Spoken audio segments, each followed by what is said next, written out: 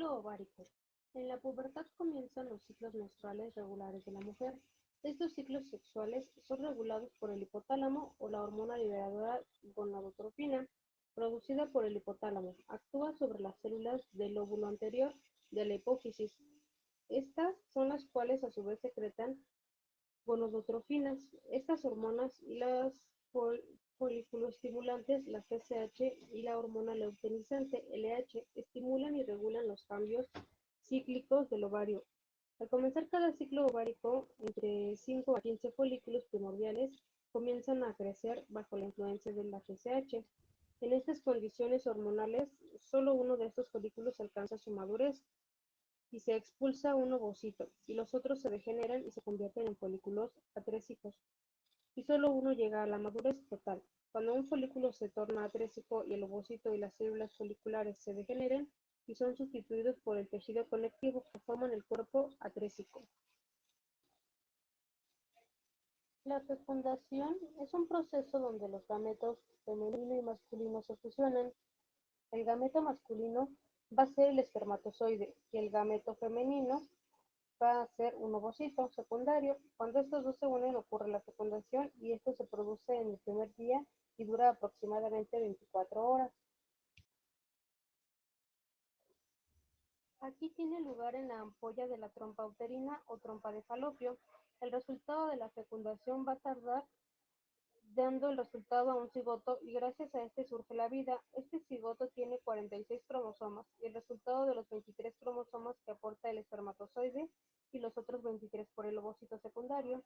Por lo tanto, esto es una célula llamada diploide y se va a encontrar rodeada por la zona pelúcida. En el segundo día ocurre la segmentación del cigoto, que sufre una serie de divisiones mitóticas que incrementa su número de células que pasa la primera división del cigoto.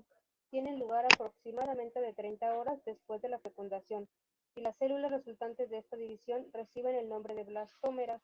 La siguiente división da como resultado 4 blastómeras, y tiene lugar a las 40 horas después de la fecundación, y la tercera segmentación comprende la etapa de 8 células, y las blastómeras alcanzan el máximo contacto entre sí, formando una esfera celular compacta que se mantiene unida por uniones estrechas. Este proceso es la compactación. Alrededor del tercer día, después de la fecundación, las células del embrión compactado se dividen para formar la mórula de 16 células. Estas células en el interior de la mórula constituyen la masa celular y las células que rodean constituyen la masa celular externa.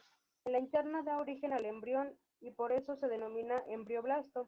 La masa celular externa dará origen al trofoblasto, que en un futuro da origen a la placenta.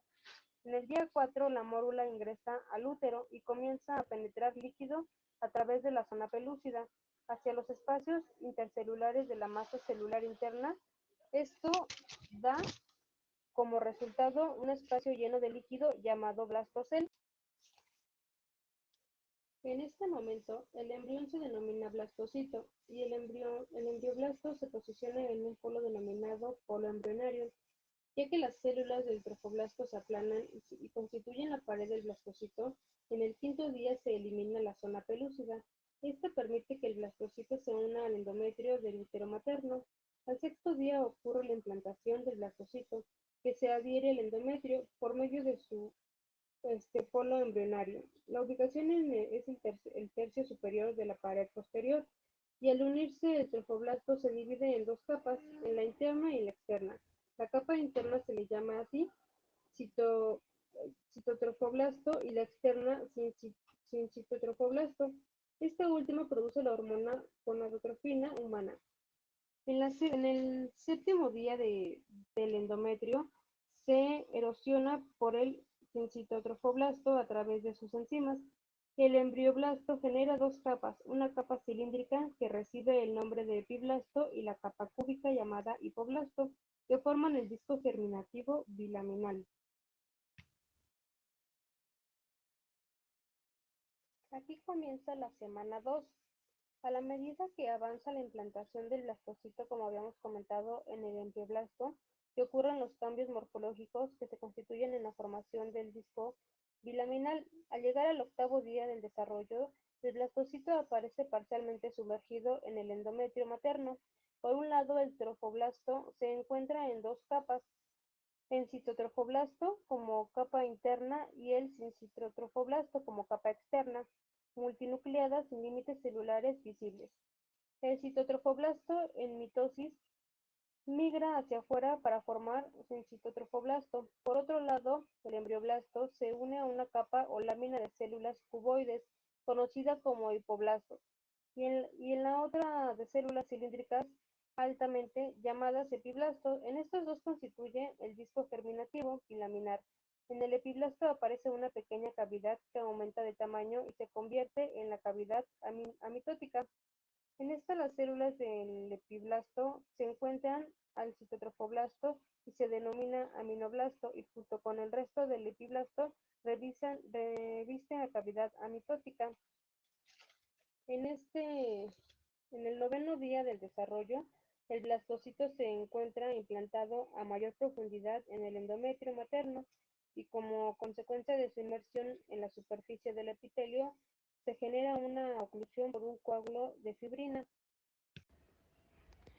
En el citotrofoblasto aparecen unos espacios que reciben el nombre de vacuolas y luego éstas se fusionan y constituyen grandes espacios llamados lagunas trofoblásticas.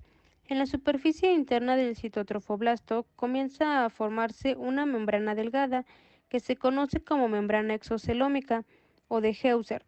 Esta membrana, junto con el hipoblasto, genera el recubrimiento de la cavidad exocelómica o llamado saco vitelino primitivo.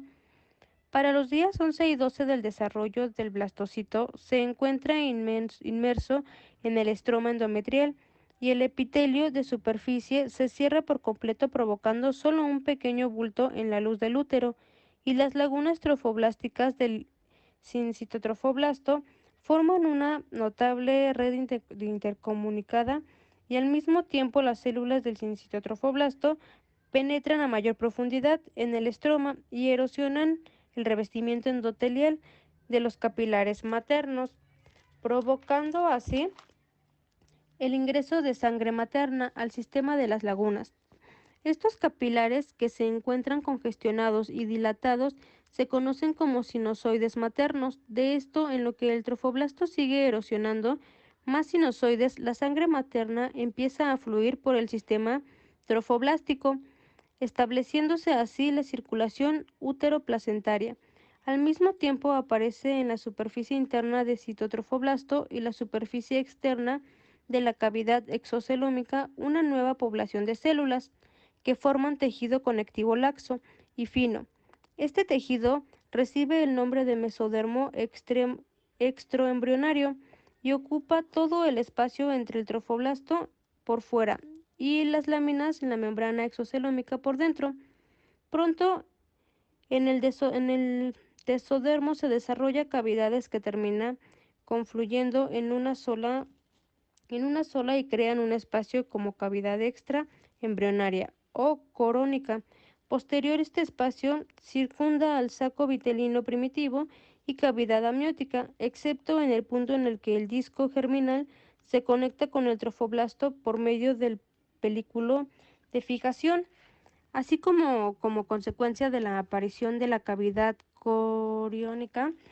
El mesodermo extraembrionario se desdobla en dos hojas, una que cubre al citotrofoblasto y láminas y se conoce mesodermo somático y extraembrionario, y otra que recubre al saco vitelino y se denomina mesodermo ecplánico. Extraembrionario, el endometrio materno en estos días se vuelve rico en glucosa, en glucógeno y lípidos, y este tejido se vuelve endomatoso, y a estos cambios se les llama reacción residual. Para el día 13, la cicatriz en el epitelio superficial ya ha desaparecido. Sin embargo, en ocasiones se presenta hemorragia en el sitio de implantación. Como consecuencia, el incremento del flujo sanguíneo en los espacios lagunares hace como esta hemorragia tiene lugar cerca del día 28 del ciclo menstrual. Puede confundirse como una hemorragia menstrual normal y en algunos casos puede hacer fallar en el cálculo de la fecha probable del parto. Las células del citotrofoblasto muestran la proliferación local y penetran al citotrofoblasto y forman columnas con sincitrotrofoblasto. Estas se conocen como vellosidades primarias. En el hipoblasto se generan células adicionales que emigran siguiendo el interior de la membrana exocelómica.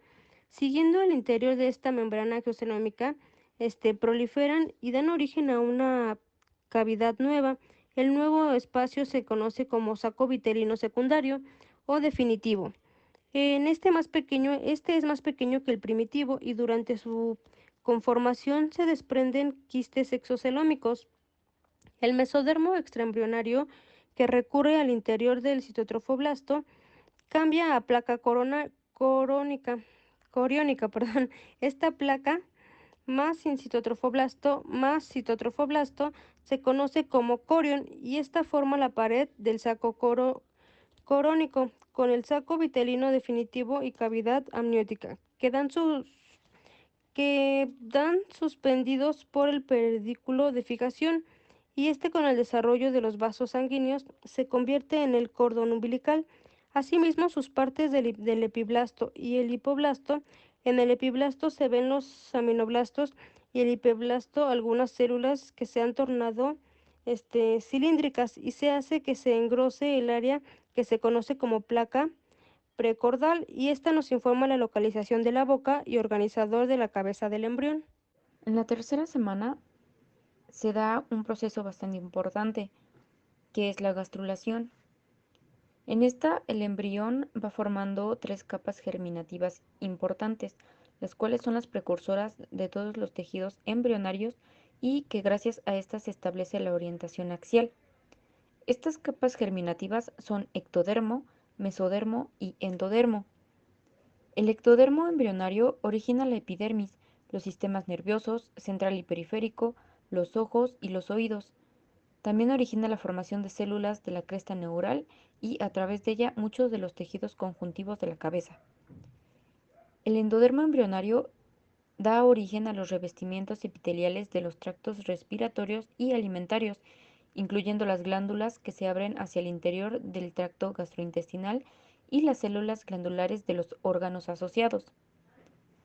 El mesodermo da lugar a los músculos esqueléticos, las células de la sangre y los revestimientos de los vasos sanguíneos, el músculo liso visceral, los revestimientos serosos de las cavidades corporales, los conductos y órganos de los sistemas reproductor y excretor, la mayor parte del sistema cardiovascular y el tronco que da origen a los tejidos conjuntivos, incluyendo el cartílago, huesos, tendones, ligamentos, dermis y el estroma de los órganos internos.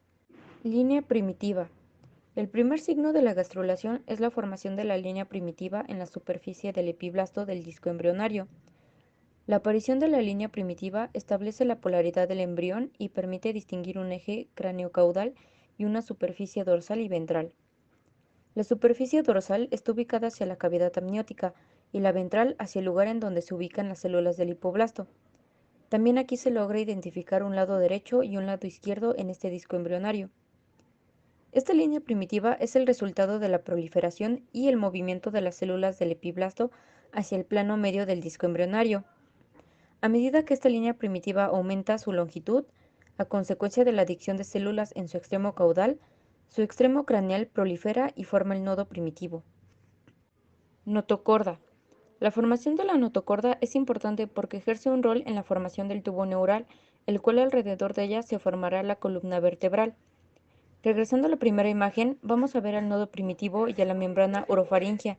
En esta parte se ve que hay células que se imaginan a nivel del nodo primitivo y que se desplazan en dirección craneal por la línea media para alcanzar la placa precordal. Estas células se denominan células prenotocordales. La placa precordal está ubicada caudalmente en la membrana. Estas células prenotocordales se van interponiendo con las células del hipoblasto para formar la placa notocordal, a medida que el hipoblasto se reemplaza por las células del endodermo y las células notocordales aumentan y se desprenden del endodermo. Al final se forma un cordón sólido de células que va desde la placa precordal hasta el nodo primitivo, y este cordón recibe el nombre de notocorda definitiva. Placa neural y tubo neural.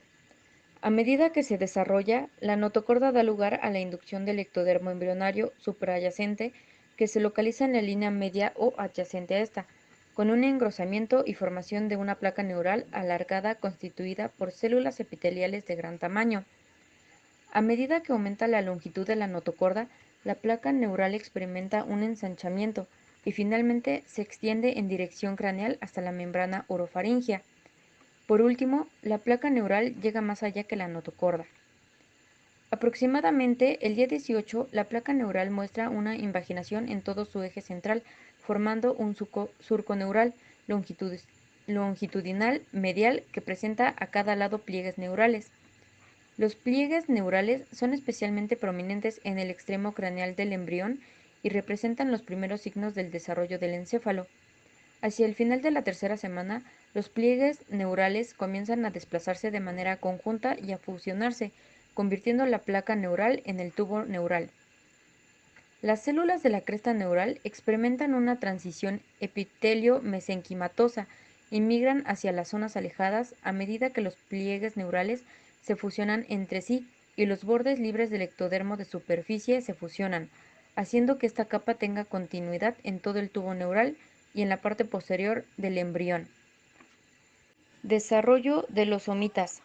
Aparte de la notocorda, las células derivadas del nodo primitivo forman el mesodermo paraxial. Esta población celular aparece en forma de columna densa y longitudinal de células en la proximidad del nodo primitivo. Cada columna se continúa lateralmente con el mesodermo intermedio, que experimentan un adelgazamiento paulatino hasta convertirse en una capa del mesodermo lateral. El mesodermo lateral se continúa con el mesodermo extraembrionario, cubriendo la vesícula umbilical y el apnios. Hacia el final de la tercera semana se diferencia el mesodermo paraxial, que después se condensa y comienza a dividirse en cuerpos cuboideos emparejados que se denominan somitas y que se disponen en una secuencia craneocaudal. Desarrollo inicial del sistema cardiovascular. Al comienzo de la tercera semana, en el mesodermo extraembrionario de la vesícula umbilical, en el tallo embrionario y en el corión, se inician los procesos de vasculogénesis y de angiogénesis. La vasculogénesis consiste en la formación de nuevos canales vasculares a través del ensamblaje de células precursoras individuales denominadas angioblastos. La angiogénesis es la formación de nuevos vasos sanguíneos a través del crecimiento y las ramificaciones de los vasos preexistentes. Sistema cardiovascular primordial. El corazón y los grandes vasos se forman a partir de las células mesenquimales del área cardiogénica. Durante la tercera semana se desarrollan canales pares y longitudinales que están revestidos por endotelio. Estos se llaman tubos cardíacos endocárdicos. Estos finalmente se fusionan y forman un tubo cardíaco primordial. El corazón tubular establece conexiones con los vasos sanguíneos del embrión, el tallo de conexión, el corión y la vesícula umbilical, formando así un sistema cardiovascular primario. Ya hacia el final de la tercera semana ya hay una circulación sanguínea y el corazón comienza a latir aproximadamente los días 21 o 22. El sistema cardiovascular es el primero en que alcanza el estado funcional. Desarrollo de las vellosidades coriónicas. Las vellosidades coriónicas primarias comienzan a ramificarse poco tiempo después de su aparición, al final de la segunda semana. Al principio de la tercera semana, el mesénquima crece hacia estas vellosidades primarias, formando una zona central del tejido mesenquimal. Estas vellosidades pasan a ser vellosidades coriónicas secundarias, las cuales cubren toda la superficie del saco coriónico. Algunas células mesenquimales de las vellosidades se diferencian al poco tiempo con la formación de capilares y de células sanguíneas. Al final se denominan vellosidades coriónicas terciarias cuando ya son visibles los vasos sanguíneos en su interior. Cuarta semana. Aproximadamente por el día 24 son visibles los dos primeros arcos faríngeos. La parte principal del primer arco da lugar a la mandíbula y una extensión rostral de dicho arco, llamada prominencia maxilar. Este contribuye a la formación del maxilar. El embrión está ligeramente incurvado debido a los pliegues cefálicos y caudal, y el corazón origina una prominencia ventral de gran tamaño y bombea la sangre. A partir de los días 26 y 27 pueden observarse 3 paros de arcos faringios y se cierra el neuróporo rostral. También se reconocen los esbozos de los miembros superiores en forma de pequeñas protrusiones en las paredes ventrolaterales del cuerpo. Las plácodas óticas, que son los primordios de los oídos internos, también son visibles. Y a los lados de la cabeza pueden verse los engrosamientos ectodérmicos, indicativos de los futuros cristalinos oculares. El cuarto par de arcos faringios y los esbozos de los miembros inferiores son visibles al final de la cuarta semana, momento en el que también es característica una eminencia caudal similar a una cola larga. Quinta semana. Durante la quinta semana, los cambios corporales son menores, pero el crecimiento de la cabeza supera al resto de las regiones. Este aumento de tamaño de la cabeza se debe principalmente al rápido desarrollo del encéfalo y de las prominencias faciales. También al poco tiempo, la cara establece contacto con la prominencia del corazón. El rápido crecimiento del segundo arco faríngeo hace que supere en tamaño al tercero y al cuarto, formando una depresión lateral a cada lado llamada el seno cervical. Sexta semana. Hacia el final de la sexta semana, los miembros superiores comienzan a mostrar una diferenciación regional a medida que se desarrollan los codos y las grandes manos. Los primordios de los dedos de las manos, denominados rayos digitales, comienzan a formarse en las manos. Alrededor del surco faríngeo que queda entre los dos primeros arcos faringios aparecen varias protrusiones pequeñas, denominadas montículos auriculares, los cuales finalmente se convierten en el conducto auditivo externo. Los montículos auriculares contribuyen a la formación de las orejas, que son la parte con forma de concha del oído externo. Los ojos también resultan obvios debido a que se ha formado el pigmento retiniano. También a su vez, la cabeza es muy grande que en relación con el tronco y permanece inclinada sobre la prominencia cardíaca. Esta posición de la cabeza se debe a la flexión de la región del cuello cervical. El tronco y el cuello han comenzado a enderezarse y los intestinos se introducen en el celoma extraembrionario, en la parte proximal del cordón umbilical. Esta herniación umbilical es un proceso normal en el embrión. La herniación tiene lugar debido a que la cavidad abdominal es a esta edad demasiado pequeña para acoger el intestino, que crece con gran rapidez. Séptima semana. Mide 14 a 22 milímetros. Aparecen surcos entre los rayos digitales y la comunicación entre intestino primitivo y saco vitelino se reduce. El tronco comienza a enderezarse y los pezones son visibles en toda la línea mamaria. De igual forma, el pabellón auricular se esboza por completo, el intestino penetra el celoma intraembrionario y se inicia la osificación de las extremidades superiores. Ocurren los primeros movimientos voluntarios de los miembros. La osificación primaria ocurre en los fémures. Desaparece cualquier signo de eminencia caudal. La cabeza aún es desproporcionadamente grande y constituye casi la mitad del embrión. Se ha formado la región cervical. Los párpados están cerrados y hacia el final de la octava semana comienzan a unirse mediante fusión epitelial. Las asas intestinales aún se localizan en la porción proximal del cordón umbilical y los genitales aún son indiferenciados.